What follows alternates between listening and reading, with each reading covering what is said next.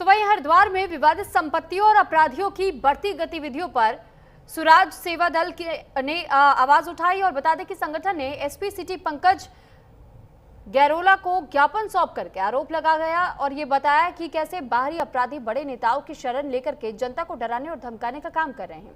विवादित जमीनों पर होटल बनाए जा रहे हैं और ब्याजखोरी से लोगों की संपत्ति हड़पी जा रही है और स्मैक जैसे नशे का कारोबार भी फैल रहा है। स्वराज सेवा दल का ये कहना है कि अगर इन घटनाओं पर रोक नहीं लगी तो फिर प्रदेश व्यापी आंदोलन किया जाएगा।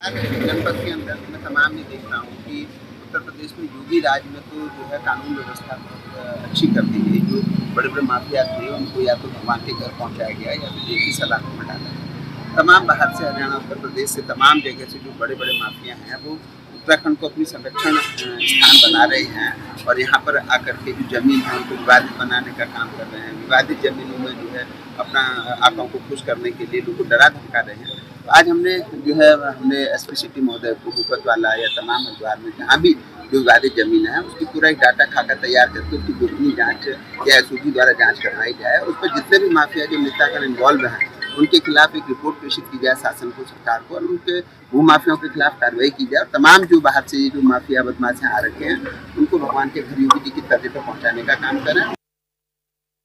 थाना श्यामपुर में गैंडी खादा क्षेत्र में मारपीट के दो पक्षों में घटना हुई है जिसमें अभियोग पंजीकृत किया गया है।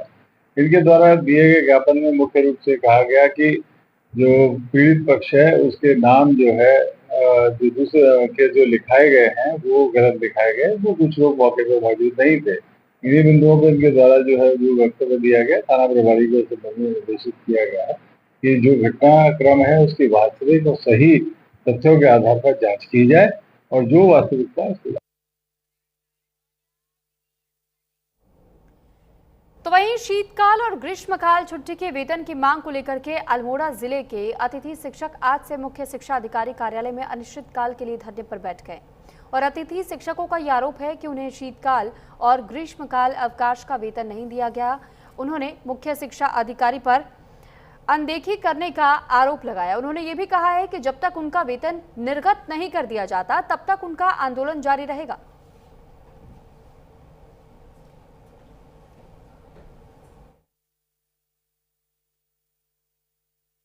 अतिथि शिक्षकों का शीतावकाश एवं ग्रीष्मावकाश की मानदेय से संबंधित उन्होंने वार्ता की है अभी, तो उस संबंध में जो भी शासनादेश हैं उनके अनुसार उनके मानदेय के लिए पहले भी लिखा गया है खंड शिक्षा अधिकारियों का, इस समय भी लिख रहे हैं हम। देशालय स्तर पर 29 अगस्त का ये जो आदेश है उसी के अनुसार जो भी उसमें कहा गया है विद्यालयों में कार्रवाई होगी।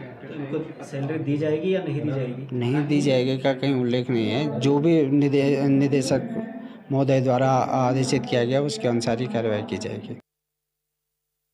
सर, हमारी समस्या ये है कि हमारा जनवरी और यानी कि शीतकाल का और दीर्घकाल का वेतन काट दिया गया है जिसका आधार कोई भी आधार नहीं है, जबकि अन्य जिलों में वेतन दिया जा रहा है। इस संबंध में हम सीओ साहब से मिले, उनके द्वारा भी हमसे कहा गया कि नहीं हम पूछेंगे। कई समय से जनवरी से वेतन कट गया है, आज सितंबर आ गया है और अभी तक हमें ना जनवरी के वेतन का भुगतान किया गया है और जून के वेतन का भी भुगतान नहीं किया गया है।